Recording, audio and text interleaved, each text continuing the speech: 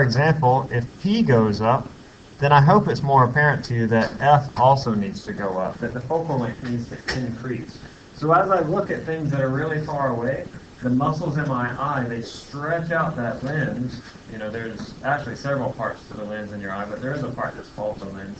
They stretch it out, and they cause the focal length of that lens to get bigger. So as my object distance increases, the focal length also increases. And then as I look at things that are closer in, those muscles in the eye, those ciliary muscles, they push down on that lens and they make it wider in the middle, giving it a bigger focal length, or excuse me, giving it a shorter focal length, so that it can create an image that's on the back of your retina, even though you've moved to something that you're looking at very close. Okie dokie? All right. We'll come back to that, revisit that a little bit on the concept test. I want to show you the ray diagrams for lenses, and then we'll do some of those concept tests. Oh, and by the way, I wanted to tell you, too, that there is a total solar eclipse in August. Are y'all aware of this? It goes over North America. You're not going to be able to see it in Louisiana, so you'd have to travel a little bit to see it. But if you're able to go see it, like it doesn't really happen in a lifetime very often. So if you're able to take a road trip up to Missouri or Tennessee, not that far away, or maybe you're from there, go up there and see the total solar eclipse. But if you want to do so and you're going to stay in a hotel room, a lot of the hotel rooms are full up, but you can stay somewhere several hours away and then drive up to see it on the day of. It's in August. You can just Google it, total solar eclipse. It will be very memorable. Like it's worth taking off school, and it is the beginning of school. So, all right. Our ray diagrams you're going to find are very similar to mirrors. We have the same rules, basically. The rays are a lot the same, but there are some differences. We draw a ray, our rules are, we draw a ray parallel to the axis.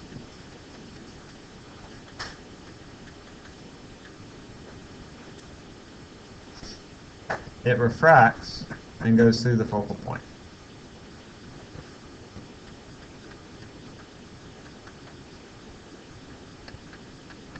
All right, we saw that with mirrors. It's the same. Then we draw a ray through the focal point. It bends or refracts and travels parallel to the axis. So just the opposite of number one. Number three, we draw a ray through the center of the lens. This is kind of like the ray that goes through the center of the curvature for the mirror, but instead we're going to go through the center of the lens, and it passes through the lens with no refraction.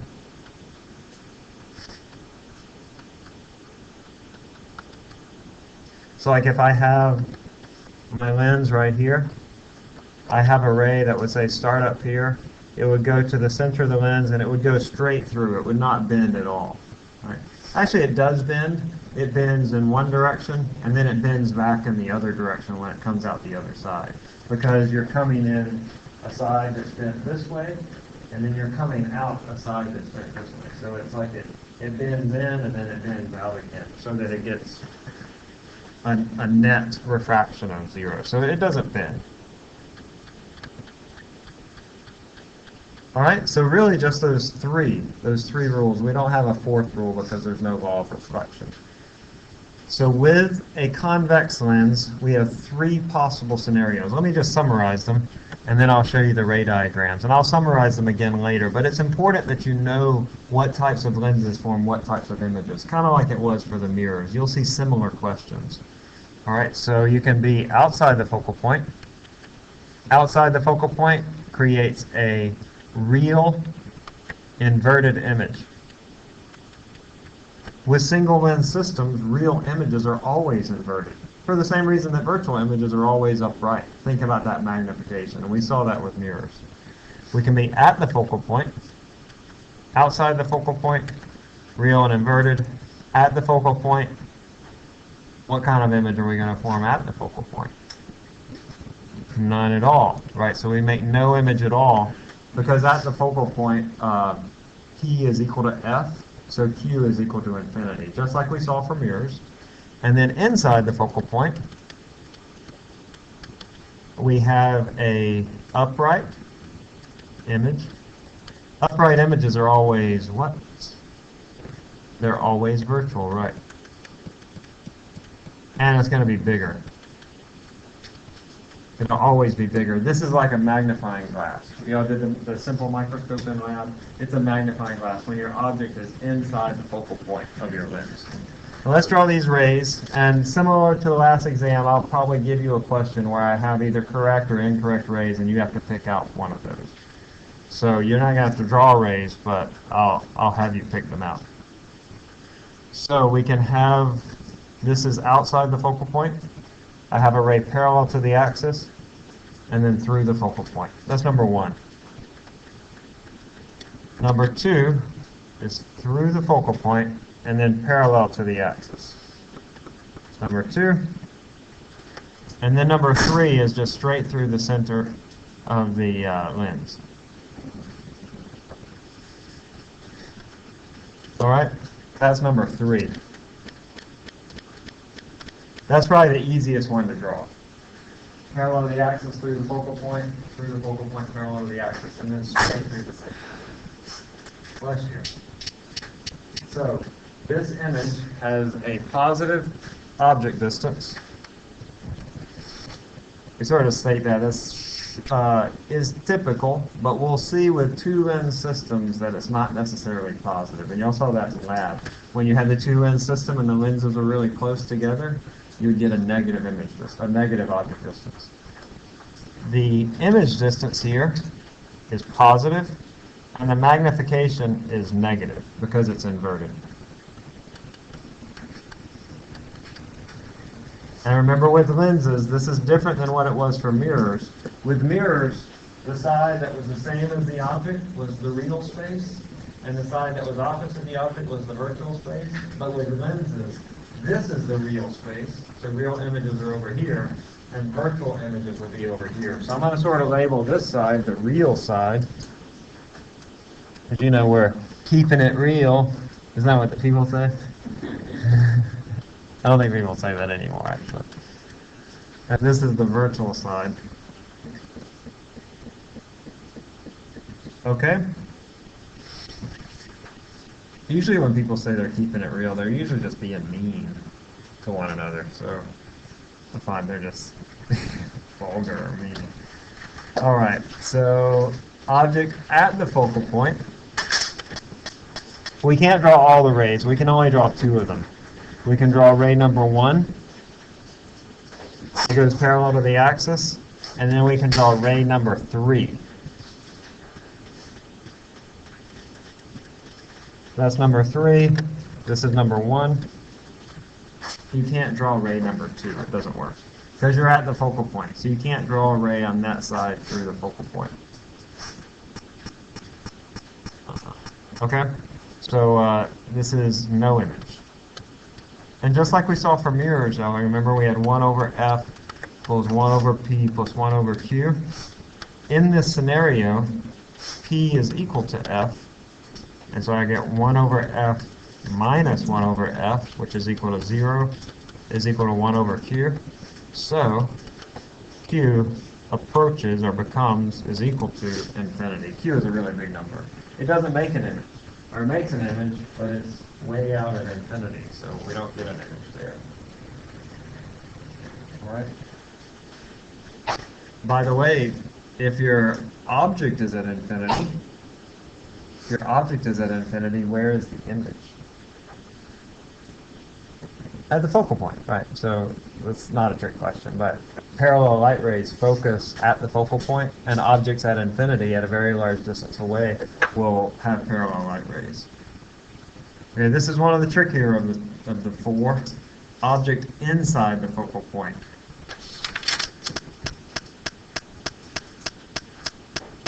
Okay, the first one, rule number one, this is my focal point. My ray starts here. It goes up like this. It goes up as if it's originating at the focal point. So remember, this is rule number one, through the focal point and then parallel to the axis. Rule number two is parallel to the axis and then through the focal point. That's as you would expect. So it goes parallel to the axis and then through the focal point. So I can now trace these back.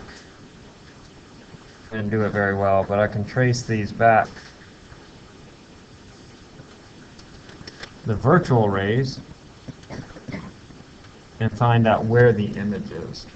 So I know now that my image is right there. And then rule number 3, it goes through the center of the lens and trace it back. These look parallel, but I was kind of sloppy in this little angle up here, so they're really diverging. These 3 rays are all diverging on the real side. That means they converge on the virtual side. If I trace them back to virtual rays, then I'll get a virtual image on this side. So I get a object distance that's positive, an image distance that's negative, a magnification that is positive, and bigger than 1. It's like a magnifying glass.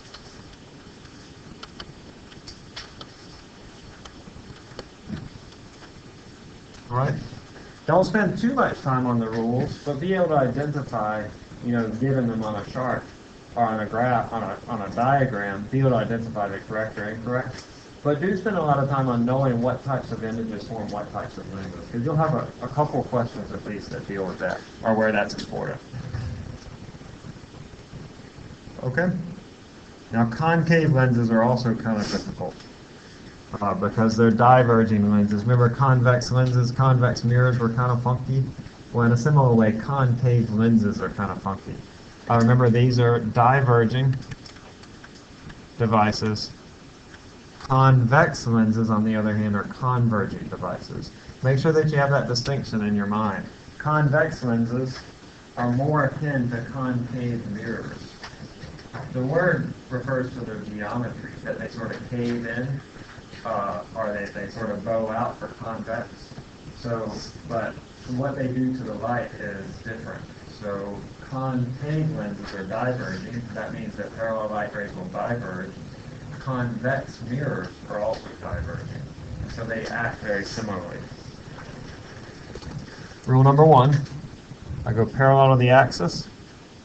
Since this is a diverging, it goes up like this, such that if I trace it back, it goes through the focal point. And I've already sketched in where the image is, so I know it goes back here.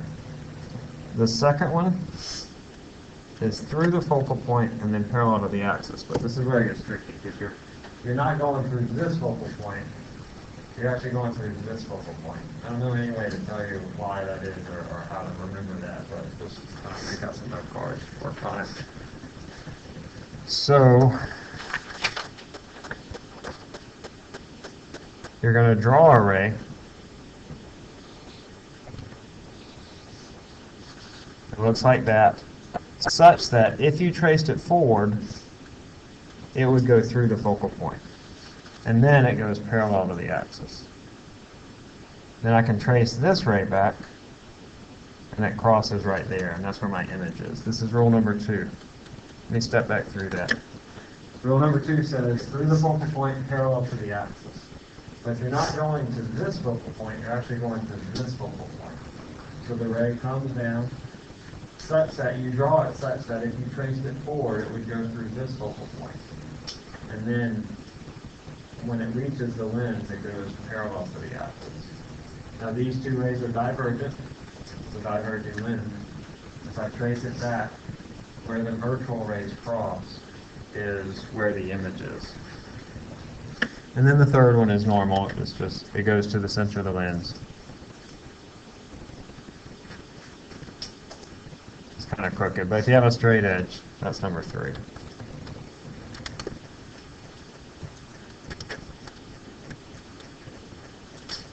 All right, these are on the homework too, so the video has me going through the various ray diagrams. You can practice it. Don't spend too much time on it, but make sure you know what types of images are formed by what types of lenses. So concave lenses, which are diverging, form a virtual, upright, because virtual images are always upright, and in this case it's a smaller image.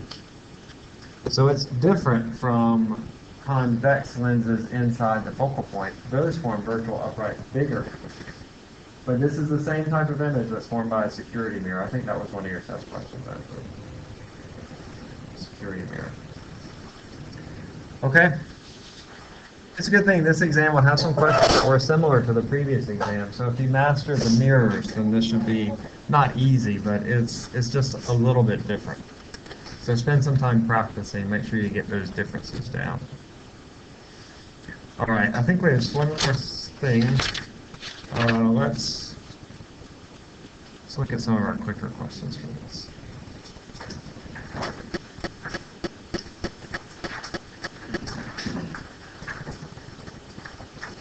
Did I tell you how we did at math counts? I did tell you.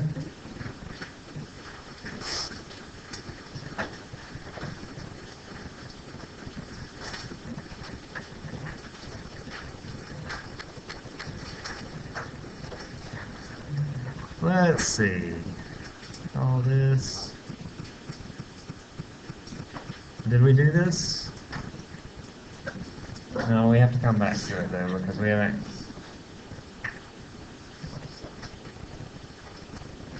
Seven, 4. Oh, we're gonna skip that.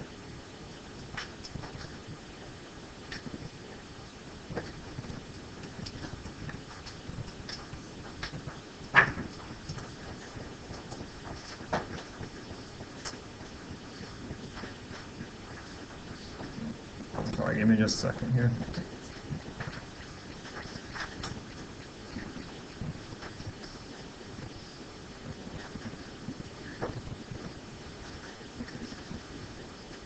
Okay, so a camera can be modeled as a simple converging lens that focuses an image on the film, acting as a screen. You initially focus it on a distant object. To focus the image on an object close to the camera, what do you have to do to the lens? So a camera can be thought of as a lens and a film. I initially focus on something that's really far away. What do you have to do to the lens if you move the object closer? Do you move the lens away from the film, toward the film, or do you just leave it where it is? And it might be easier for you to think about what do you do to the film. I mean, really you're moving the lens, but imagine where do I move the film for this thing to be placed?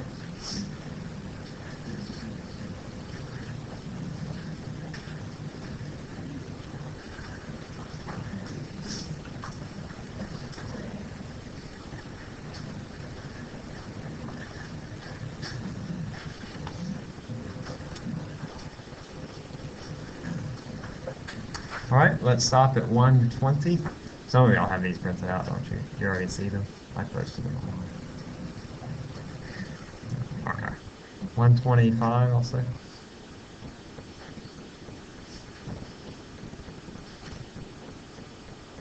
Okay, good. A is right.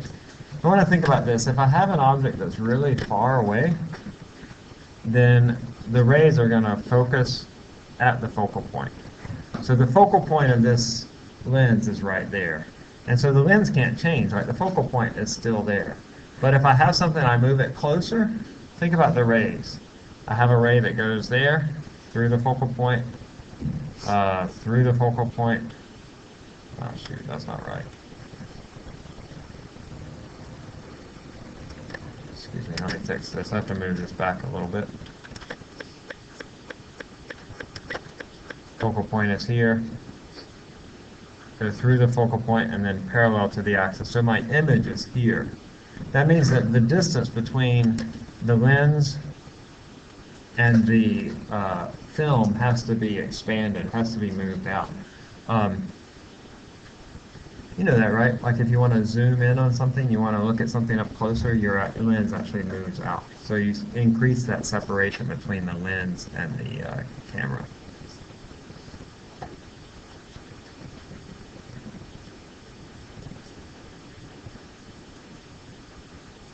All right. Your bathroom show you older or younger than you actually are?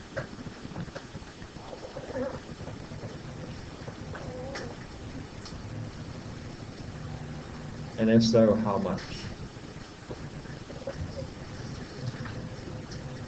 Think about your speed of light, how it's traveling.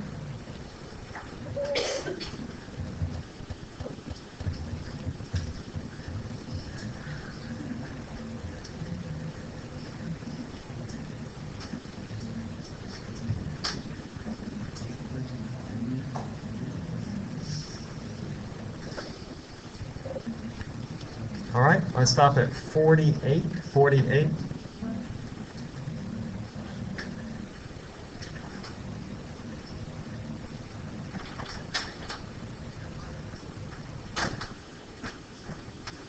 Okay, good. E is right. Wait, I think that's right. Yeah, that's right. 10 to the minus 9.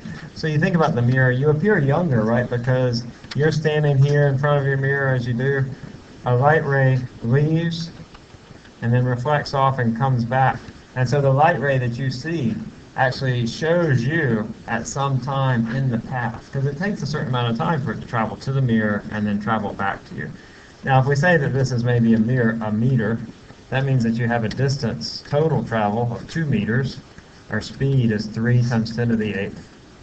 And so I just say, well, what is time is distance over speed. That's meters per second, meters. So 2 over 3 times 10 to the 8th. That's approximately 10 to the minus 9. All right? Let's see, how does a man on the moon cut his hair?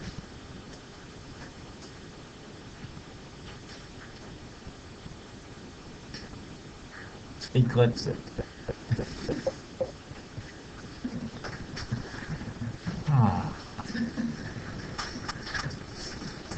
Okay, let's do our combination of lenses. This will be the last part that you'll have on the upcoming exam before we go into the next chapter. In a two-lens system, the image of the first lens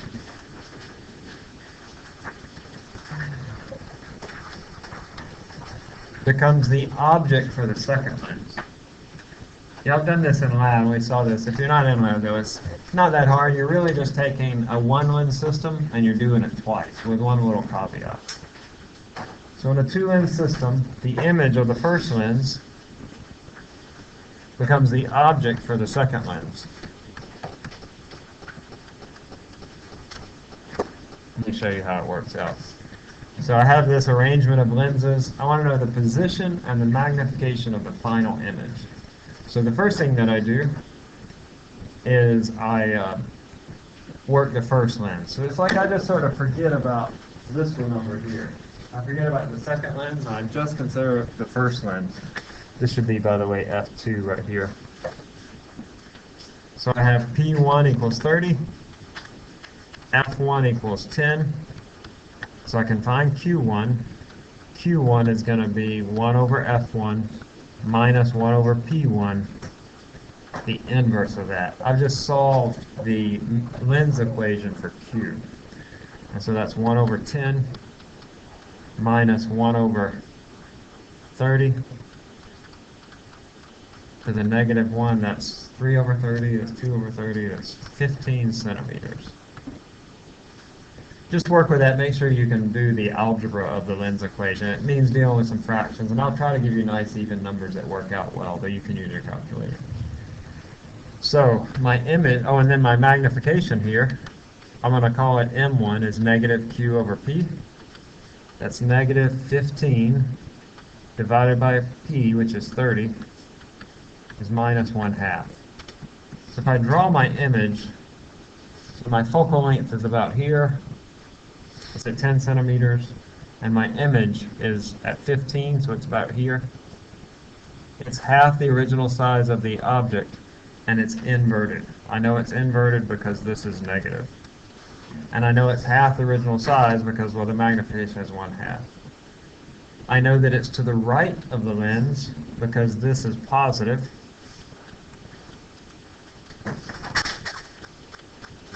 All right. So now that image, and this is where it gets a little bit different, that image now becomes the object for the second lens. So now this is going to be P2. So P2 is going to be 40 minus 15. I have this value minus Q2, which was 15, gives me the new object distance. Okay? So I can solve that now. I have P2 is equal to 25. F2 is equal to 20. And I can solve for Q2. 1 over F2 minus 1 over P2. Inverse of that. That's 1 over 20 minus 1 over 25.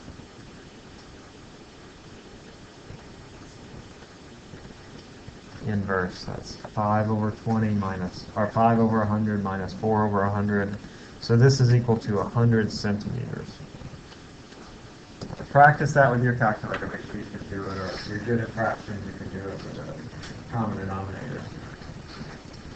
Okay, now I find my magnification. M2 is negative Q2, that's 100 over P2, which is 25. And so that's negative 4. Now, what that means is that this object is now going to be flipped back up, and it's going to be 4 times the size of this object. So my total magnification, this was originally half the size of the object, my total magnification is going to be less. It's going to be 2. Right? Because first I have the object and inverted it, and now I'm going to quadruple this object, which is half of the original size, and I'm going to invert it again, which means it's going to go upright. And so my total magnification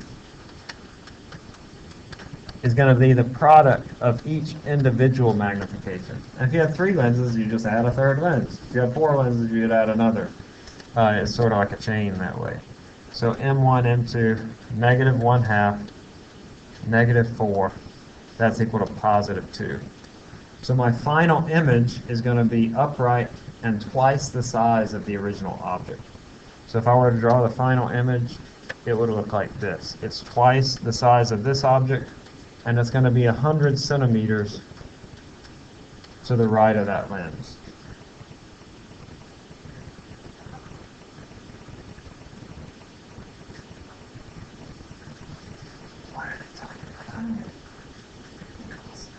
Are they gossiping on the telephone or with one another? Maybe if we just listen.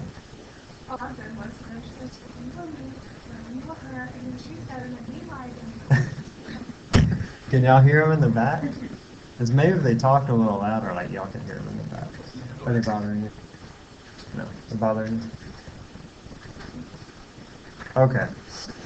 Y'all good with me on this? You'll have a 2-lens problem, and there's some in the homework, and there's one on every test that I've ever given. So make sure that you can do all those. Let's try this one right now.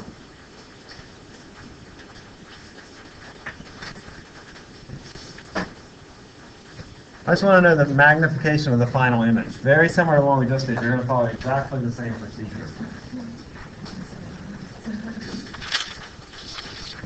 And by the way, I know in lab you had these virtual objects. And I've been sort of alluding to that. I want you to sort of be aware of that when you do it in lab. But on the test, you're not going to have virtual objects like you did in lab. Okay? It'll be more intense what we're doing here. You know what I'm saying? The lenses aren't going to be really close together like that.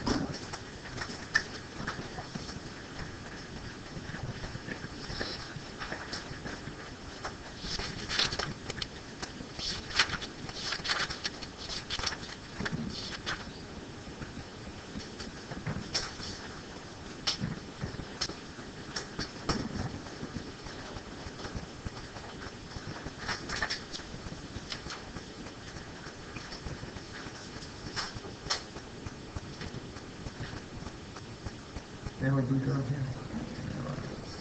Jordan's here, right?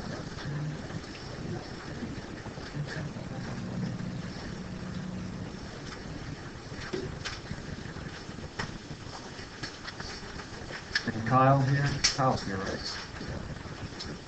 That's that back. Make it all the way back. Guess I'm gonna take a page.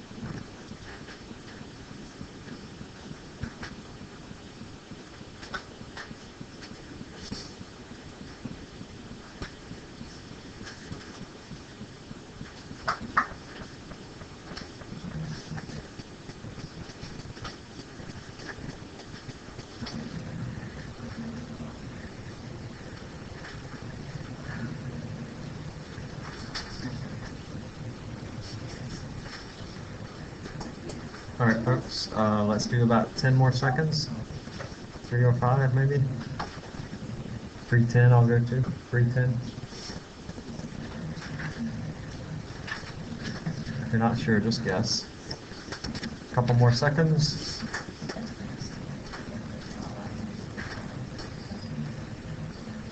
Okay, I think A is right. So the way I do this is first, I recognize this is P1. It's equal to 20, and then I find Q1. Q1 is 1 over F1, that's 1 over 10, minus 1 over P1, that's 1 over 20. The inverse of that, that's equal to 20 centimeters. And so the magnification is negative 20 over 20, which is negative 1. And then I find out what is my new P2. It's equal to 60 minus 20. My image is like right here. And so now my new P2 is 40 centimeters. This was 20, that's 40, because the separation between the lenses is 60. And so that's equal to 40. And then I solve for Q2. 1 over 20 minus 1 over 40. Negative 1, that's 2 over 40 minus 1 over 40, so that's equal to 40 centimeters. Okay, is this too fast? Y'all with me? You seem like you know what you're doing. And then so M2 is negative Q2 over P2, which is negative 40 divided by 40. Oh, so it's negative 1. And then so the total magnification is going to be positive 1. Negative 1 times negative 1, which is positive 1. These aren't really more difficult than a single lens problem like we've done, except that they just take a little longer because you have to work through two lenses to find the total magnification. But it'll be very similar to this. Just remember that your first image becomes the object for the second lens, and then take the product of the magnification. I think that might even be on your equation sheet, that M tote is M1 times M2. Alrighty, one more thing and then I'll hand back your exam. Aberrations. You all saw this in lab too. There are two types of aberrations that you need to know exist. You need to know what causes them, what they do, and how to fix them. So for spherical lenses and mirrors, rays at the outer parts of the lens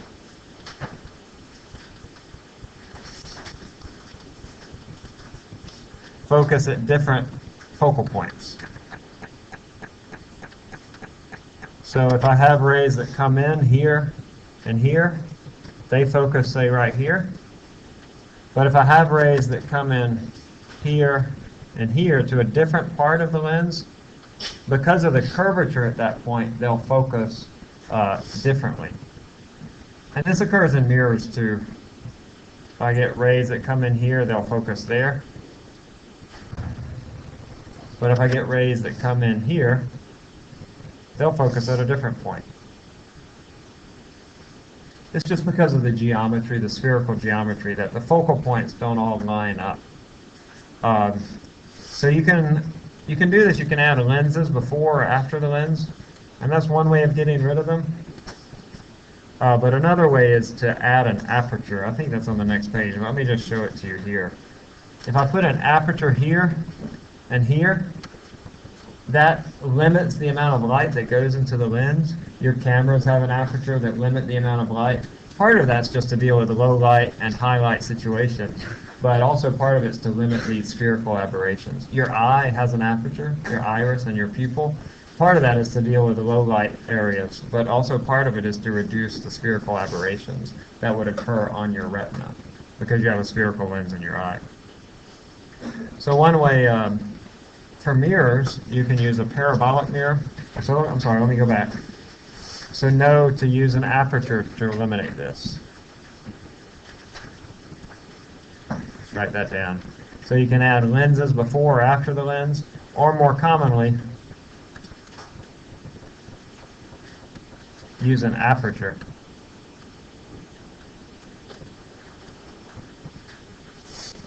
To block the outer rays.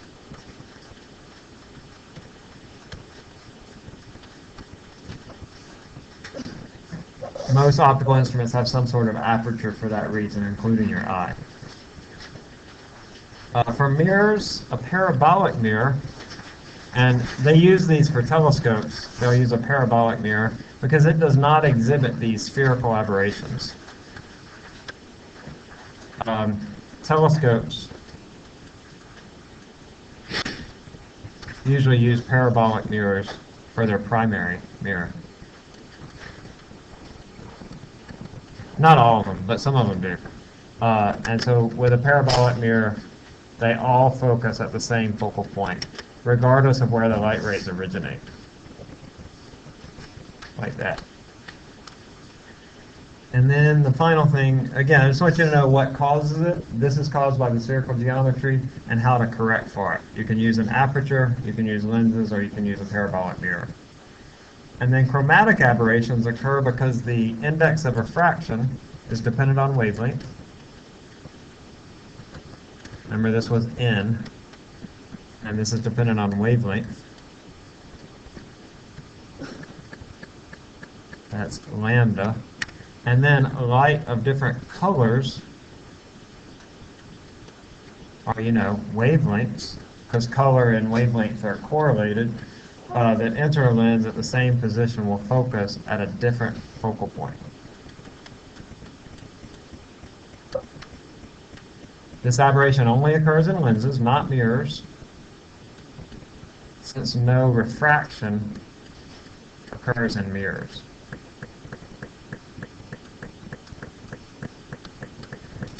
I'll catch up for just a second. Lenses don't show this, or mirrors don't show this aberration, chromatic aberration, because they just don't refract, and so it doesn't, it doesn't depend upon the wavelength of the light. So in this, you would have blue light. Does blue light refract more or less?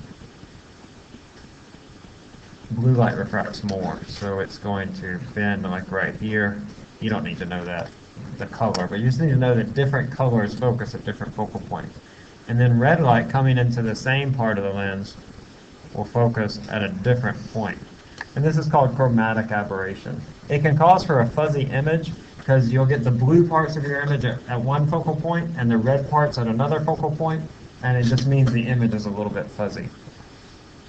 You can correct for this just with a system of lenses. Let me go back. Can correct with a system of lenses.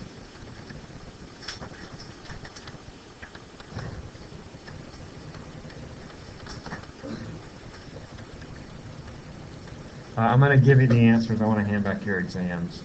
But let's see, the purpose of the aperture is to reduce the effects of spherical aberration, and lenses experience both of these. So C, A, and C.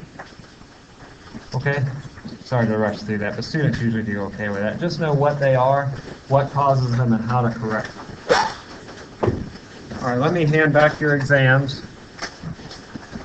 If you have questions,